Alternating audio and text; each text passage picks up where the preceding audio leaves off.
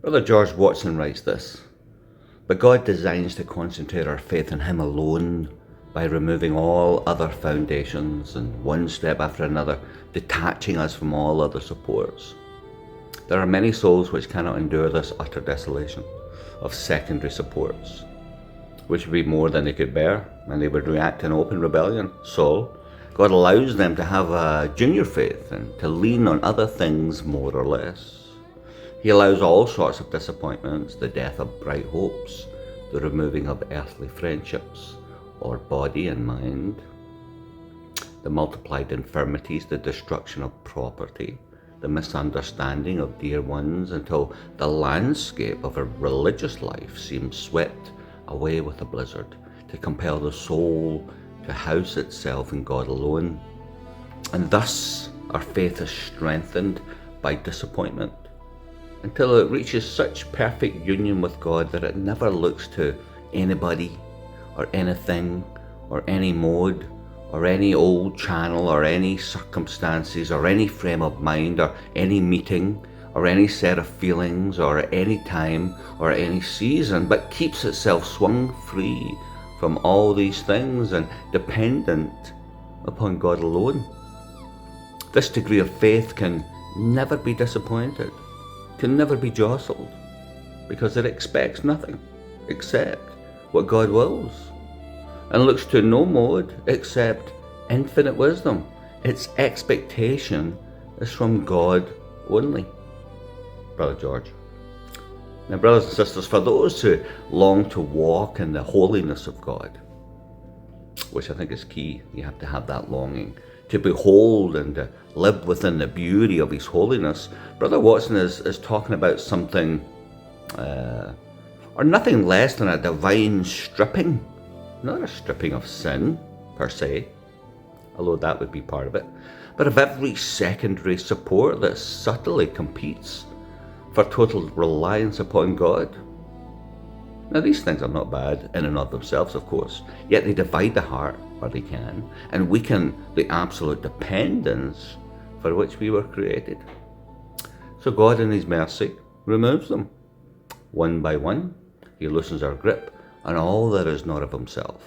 Remember, this is for those who desire it. Whether for a season or for a lifetime, depends upon His sovereign calling upon our lives. Your life and mine, very different. But make no mistake, the narrow path, brothers and sisters, is a lonely path. It's a path where lesser comforts fade, where familiar supports fall away, and where the soul is brought into what one might call a holy isolation with God alone. Yet, of course, this is not loss. This is the refiner's fire. And more often than not, at some point, possibly, if it be God's will, we can be restored to those places from whence we came, blessing the body of Christ with what we have learned in the wilderness, the place where we were taught to fully rely upon God and Him alone.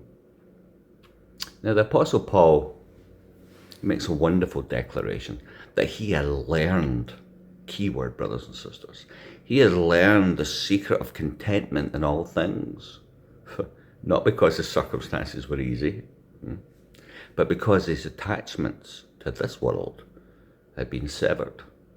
He counted the loss of all things to be nothing, to be dung, to be absolutely nothing. Rather, the overwhelming desire of his heart was what? To be found in Him. That has to be the key desire of your heart.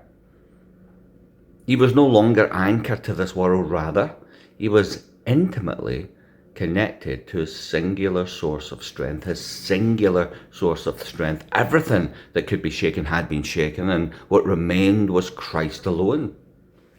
This is the life, to be unmoved, yet not untouched.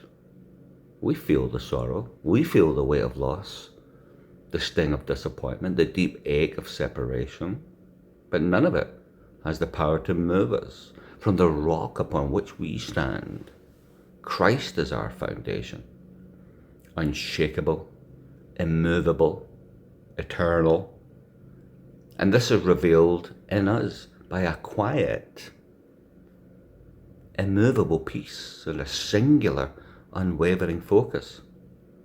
So then, brothers and sisters, shall we not press onward and upward towards this place? Shall we not hunger? Shall we not thirst to stand as Paul stood, unmoved by circumstances, unshaken by storms, undistracted by the fleeting shadows of this world? You see, brothers and sisters, when our eyes are fixed upon the unseen, upon that which is eternal, we begin to walk beneath what the scriptures call, 2 Corinthians chapter 4, this undeniable, this weight of his glory. We step into the reality of his kingdom, walking in kingdom power. Now, what's the alternative? There really isn't one. The alternative is to walk in mediocrity, caught up in the visible, entangled in the temporary, anchored to that which is just simply passing away. In this place, something happens to faith, it recedes. It's typically replaced by fear. Anxiousness rises. We see only what the world sees. We begin to sound like the world. We complain, we grumble. Oftentimes we present our fear as compassion. Our complaints are passed off as virtues. Brothers and sisters, they are not. At best, it's a humanism. And humanism has no place in the realms of God. Come up a little higher, brothers and sisters. The flesh is anchored to the ground. Our spirit has wings, and we are called to high and lofty places where the Lord dwells with who? With the lowly and the contrite and the broken. And God bless you today.